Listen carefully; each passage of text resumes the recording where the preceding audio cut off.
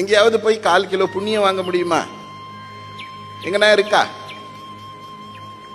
உலகத்துல எங்கேயாவது போயிட்டு எனக்கு ஒரு 1/2 கிலோ புண்ணியம் கொடுங்க, கிடைக்கவே கிடைக்காது. புண்ணியம் ஒரே ஒரு வழியில தான் வரும். அது என்ன வழியினால், நல்லது செய்யறதாலே மட்டும்தான் புண்ணியம் வரும். ஆக நாம் அடுத்தவர்களுக்கு நன்மை செய்வது கடவுள் நமக்கு கொடுத்த அருள், நாம புண்ணியத்தை சேர்த்துக்கிறதுக்கு. அதை தவிர வேற வழியில புண்ணியத்தை சேர்க்கவே முடியாது. உலகத்துல நிறைய பொருட்கள் கிடைக்கும்.